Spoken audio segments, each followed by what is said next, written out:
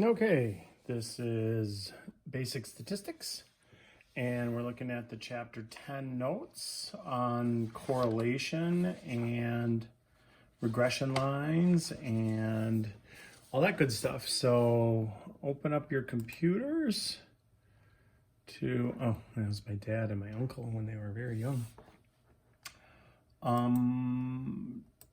Blank workbook. So open up Excel. They want us to draw scatter plots, compute the correlation coefficient for a set of ordered pairs, test the hypothesis that there is no relationship between two variables.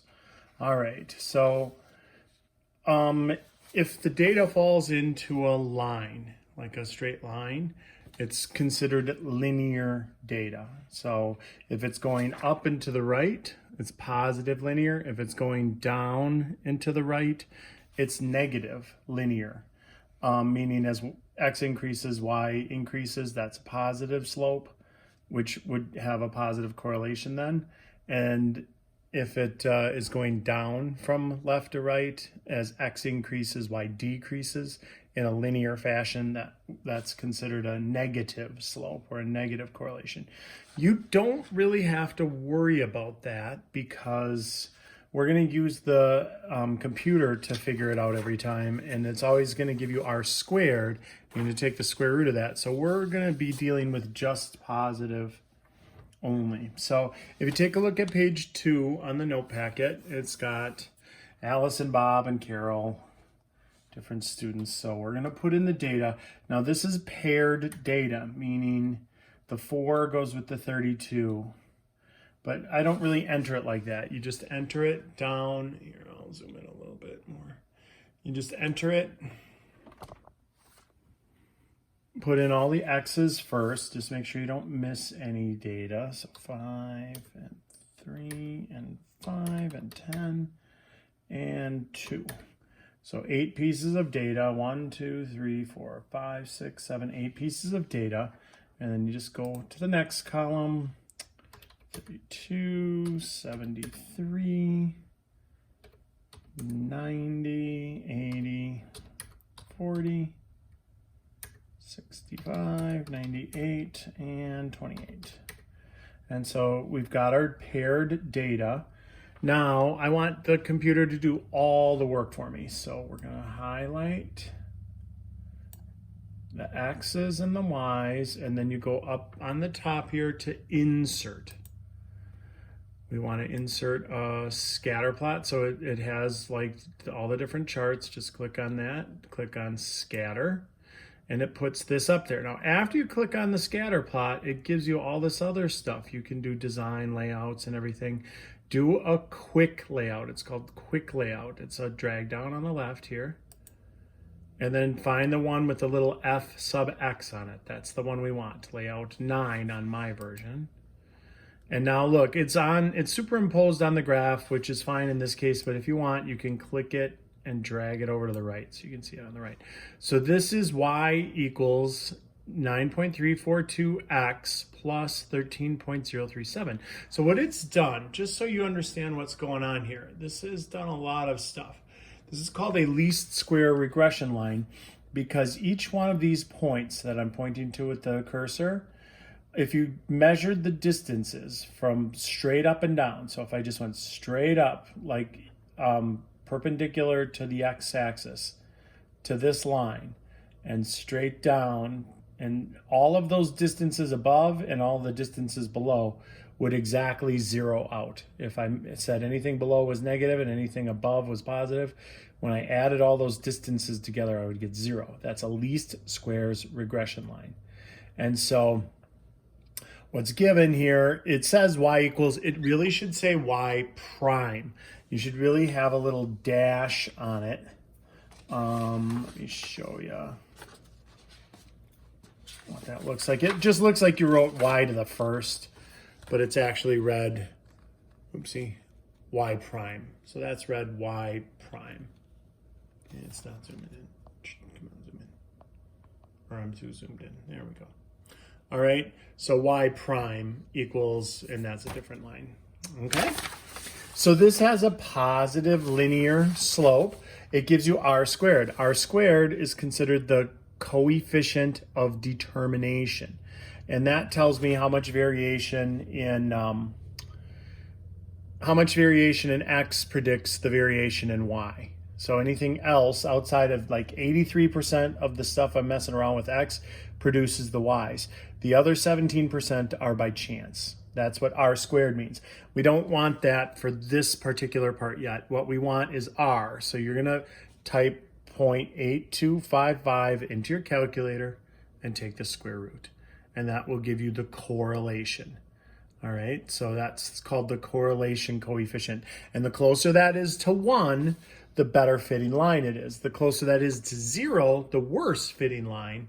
And, you know, that's where I sent this chart to everybody. It's also in the appendix of your book, if you've got the correct edition. This is the chart we use to determine, this is like the critical values for regressions. So on this particular one, if we put in, I think they have us do that in a couple of pages here. You put in the square root of 0.8255 and hit enter, and that gives you that. R is equal to 0.90857. So with that as a correlation coefficient, that is pretty close to 1. To make sure, we would say, okay, well, there's 8 pieces of data. This is the only difference between this and all the other ones that we've done. The degrees of freedom, because you have 2 variables, is -2. So we take 8 minus 2, which is 6. And then we go down to, if I wanted a 5% significance level, it would have to beat 0.707, which it did easily, right? 0.91 is way bigger than 0.71. So this would be a good linear model, a good prediction model. If that would have worked out to have been 0.63 or something, and that was less than 0.7, then we would say that's a bad prediction model. I wouldn't use it to predict because it doesn't appear that the data is linear. All right? So when you look at page 3, don't worry too much about that. I just showed you, you can do it by hand. It's very tedious. Look at this equation. And so we're gonna have Excel do it for us as R squared. So have Excel find the coefficient of determination for you, and then just take the square root of that number, and that's the correlation coefficient. And then you use the chart to determine if it's a close enough linear fit or not. All right. So that was page 3. Page 2 is just do a sketch of the graph. The only difference is here, I didn't put any titles on there. You'd have to write those in. So it was hours studied, and then grades, and then that was general class. And it's linear, so look at that. The more hours you study, the better the grades. Now that has a correlation. That's called the correlation. As one increases, the other increases in a linear fashion. But correlation doesn't necessarily mean causation. Now, I think as an instructor that, yes, the more hours you study, the better grade you get. But that isn't to say I haven't encountered somebody who's maybe only studied 2 hours, but also gotten like an A. So that would be an outlier in this data where it would kind of mess up our linear prediction model a little bit. But that does happen sometimes. And so causation is different than correlation. You can have a strong correlation, but one didn't cause the other. An example of that is like reading scores. If you look at reading scores from K through 8 and shoe size from K through 8, based on shoe size, you can pretty much predict reading scores. But that's not to say Ronald McDonald is the next Shakespeare because he's got these big shoes. It's got to do with, obviously, there's a lurking variable, age. As children get bigger, their shoe size gets bigger and their reading scores go up. And so you can map those out to their pretty high correlation, but one doesn't cause the other. They're both caused by something else. Sometimes there is causation. And so that's why when they do drug tests for medications, they'll have a control group and an experimental group. And so they give half of the people doing it on the study a dummy pill, and then half of them the real pill, and then they see, did it improve? If only the real pill people improved and the dummy pill people didn't improve at all, then they say, ooh, this is, this is good. We can study it further. If the control group, the people that got the dummy pill, did just gained as much as the experimental group, that means the medication didn't do what it was supposed to. So correlation does not imply causation. That's page 4. Everything isn't always cause and effect. It can have a high correlation and you could use it to predict, but you can't, you have to, if you're trying to work backwards, and figure out like a cure for a disease or something, then you need causation. Then we need to say this pill caused the disease to die. All right. So like this, these aren't related. It's got a high correlation. On the bottom of page 4, it says, suppose that in 12 countries, we have information on life expectancy and the number of people per television set. Is there evidence of a linear relationship? Is it positive or negative? Does this make sense? Well, let's take a look. Page 5, we put this into the computer. I'll put it into the computer. And basically, life expectancy increases as television sets. What do we have here? Life expectancy increasing and television sets,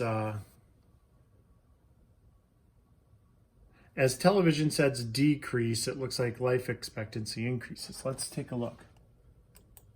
I'm not sure what to interpret this data as. So we're going to put it in 76.5, 49.5, 76.5, 70. 60.5, 78, 50, 53.4, 67, 79, 52.5, and 75.5. Now you'll notice none of those last 4 registered. I just typed it over the old data.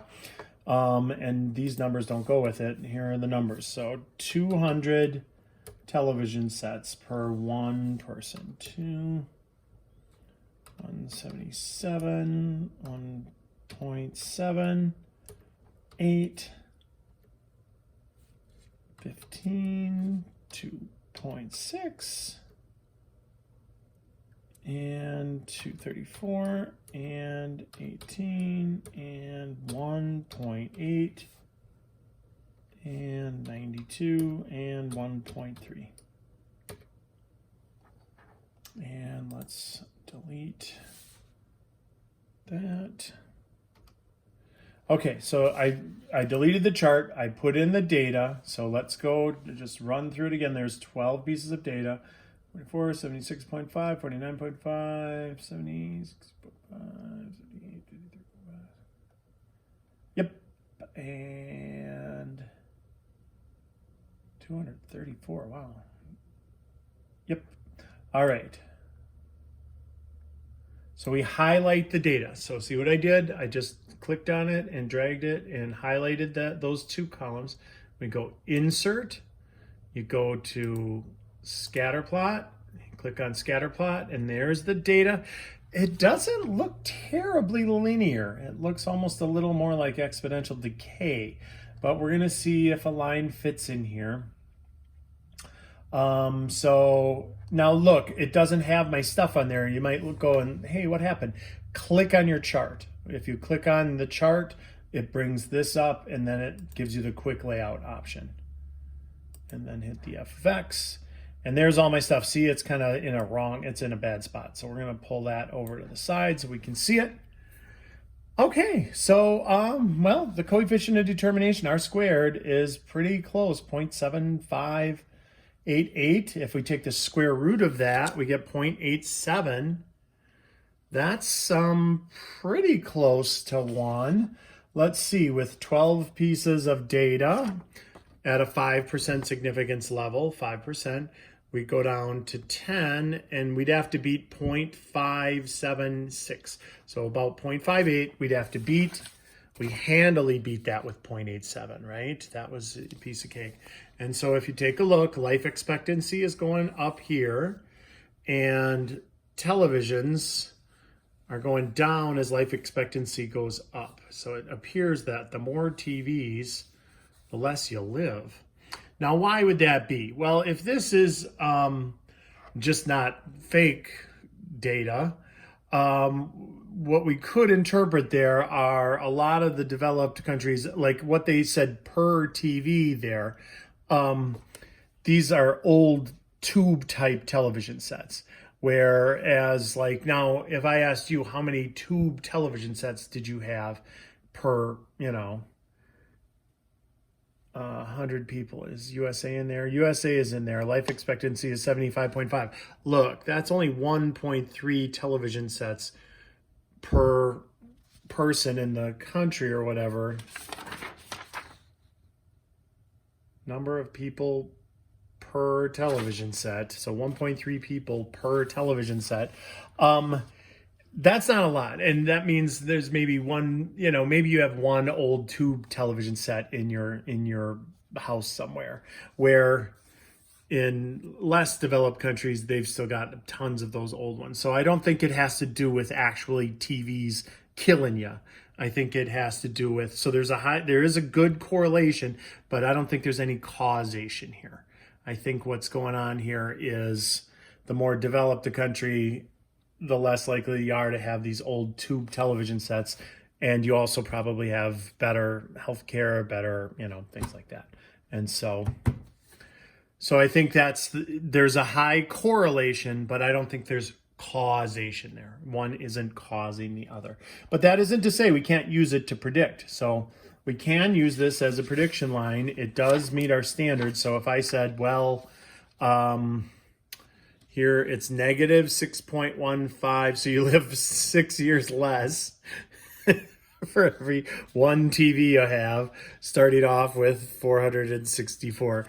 And so if you look on the next page, they said, okay, use that same data and use that prediction model. So if you click to page 7, we put in 0.1 TV per person and people per TV, rather, 0.1 person per television. And you've got 75.39 years, which is a lot, 75. They put in 1,000 people per one TV, and that's negative 87. That can't be. So you can't say the life expectancy is negative 87. So there's restrictions to this model. You couldn't say, oh, you're going to live negative 87 years. 100 people per one TV. And so you know what? I was incorrect then. It isn't about tube TVs. It's just about how many people you have in your country and how much technology you have. Because 100 people to one TV, and you're living about 60 years, 59.15. All right. So all we're doing really is just substituting in the value for Y. They actually gave us Y, and we worked backwards to find the life expectancy X. So that's what was going on there. So this one didn't make any sense at all because you can't have a negative life expectancy. All right, if there's no evidence of linear relationship, don't find the regression line. So when you put it on this regression critical value and it doesn't shake out, then you don't use it to predict. Okay.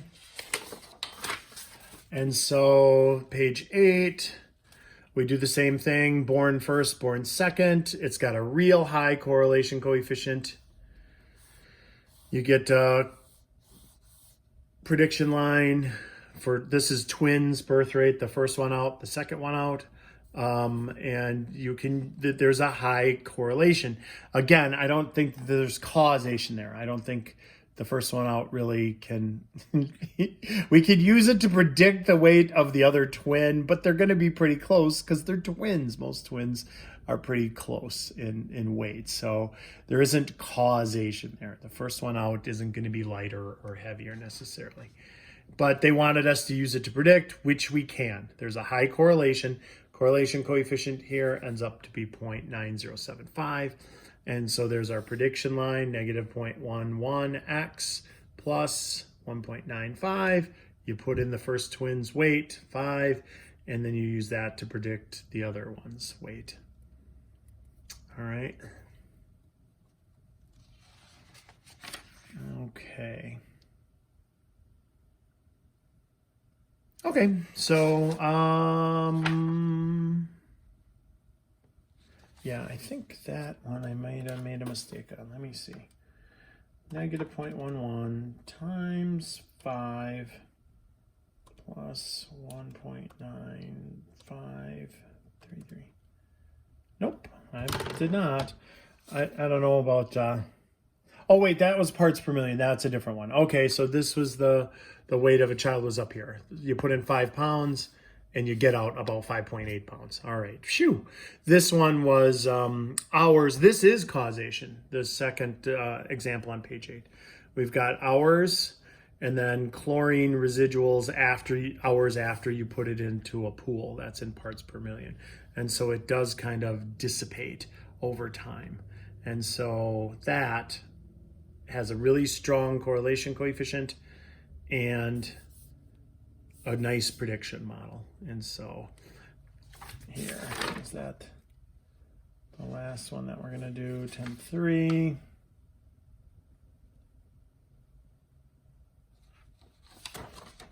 It's just more of the same. So you're putting in the coefficient of determination. That's R squared. And so for 10.3, you're doing the same thing. It's just this time we're, again, I found it by hand. Don't find it by hand. Use Excel and just type in the X's, type in the Y's, use Excel. There's the coefficient of determination. On page 9, page 10 then, we're talking about, they want us to find it by hand. This is such a pain. So I did it by hand. I showed you by hand what it looks like. Use Excel and don't worry about, you're not going to have to find the standard error of the estimate. That's just, I wanted you to know it's out there. So 10.3, I don't want you to worry too much about. We've got that. I would like you to be able to interpret that. R squared is equal to 0.8566. What that means is 86% of the variation in X explains the variation in Y. The other 14% is by chance. And so when you're talking about R squared, the coefficient of determination, that's how much variation in X explains the variation in Y. All right. And so don't worry about you won't be building a confidence interval like that. And look, this tells us almost nothing. So on page 11, it's so wide from 60 to 100 that it almost gives us no information. So this isn't used that often in statistics. And so that's what we did it one more time here. We got distance and airfare. See if a lot of people would think, oh, the more distance you travel, the more you're going to pay. Well, not based on this sample. So we took a sample of how far these different destinations were from one another and the actual airfare that you paid. Put that into the computer, highlight it, insert, do the scatter plot, and then do the quick layout f of x. It kicks out this, and it kicks out an R squared of 0.3905. That's bad. That isn't a good prediction model. So this does not fall into a linear prediction model, and it shouldn't be used to predict. So they're like, well, you're 2099, let's predict. Let's not. It's a bad model. R is 0.62, and that's not close to 1. If we looked it up on our chart, it would have had to beat how many pieces of data? 1, 2, 3, 4, 5, 6, 7, 8, 9, 10, 11, 12. So 10 at the 1% level, it would have to beat 0.708, and it's at 0.62. So I think at the 5% level, we could have used it to predict, but that would be a bad prediction. So there's 39% of the variation in X explains the variation in Y. The other 61% is explained by chance. So that isn't a good prediction model. So we wouldn't use it. And then I didn't bother, skip the confidence interval. If this prediction model is this bad, it's going to be all over the map. All right. So once more, you type in the data, paired data, X and Y. You highlight it. Here, I'll delete this.